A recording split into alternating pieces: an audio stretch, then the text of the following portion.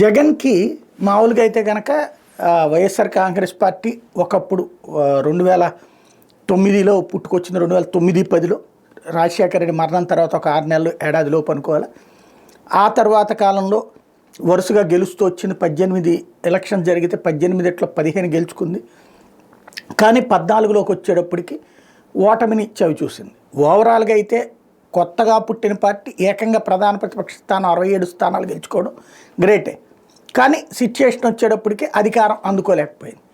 ఇంకా అయిపోయింది జగన్ కెరీర్. ఎవరికైనా సరే ఒకసారి ఛాయిస్ వస్తుందని అందరూ భావించారు, అందరూ మాట్లాడారు.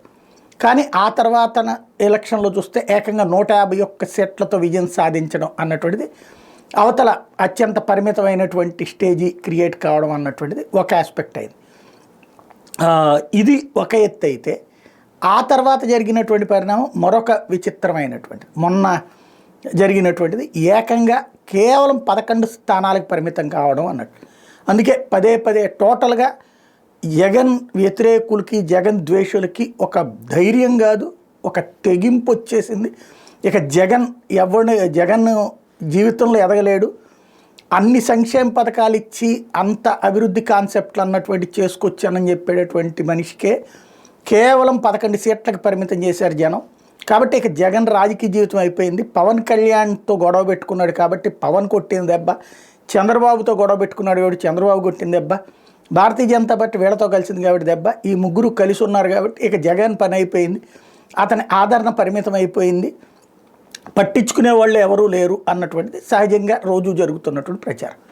కానీ తను బయటకు వస్తే ఎట్లాంటి పరిస్థితి ఉంటుందో అప్పుడప్పుడు ఏదన్నా ఇష్యూకి వెళ్ళినప్పుడు తెలుస్తోంది. తాజాగా వంశీ దగ్గరికి పరామర్శించడానికి విజయవాడ సబ్ జైలు దగ్గరికి వెళ్ళినప్పుడు ఇప్పుడు ఏంటి, మామూలుగా జనాలను పోగేసుకొచ్చే కాలం, డబ్బులు ఇస్తే కానీ రానటువంటి కాలం. అలాంటి సందర్భంలో జగన్ అక్కడికి వస్తున్నాడని తెలుసుకుని పెద్ద ఎత్తున అక్కడికి చేరుకున్నటువంటి అభిమానుల సంఖ్యని చూస్తే జగన్కి ఇంకా ఆదరణ తగ్గలేదు అన్నటువంటి విషయం అయితే అర్థమవుతుంది. ఇంకా ఏయన్నా కేసుల లేకపోతే కనుక జగన్ అనుయాయుల్ని బెదిరింపుల, జగన్కి సంబంధించినటువంటి అనుచరుల బెదిరింపులు, ఇప్పటికైతే చాలామంది బెదిరిపోయారు, సైలెంట్ అయిపోయారు, వణికిపోయారు, సైలెంట్ అయిపోయారు, మనకెందుకు వచ్చిన రాజకీయం అని ఉండిపోయారు. అట్లాంటి వాళ్ళు మళ్ళీ పుంజుకుంటారా అంటే కనిపించట్లేదు ఇప్పటిదాకా.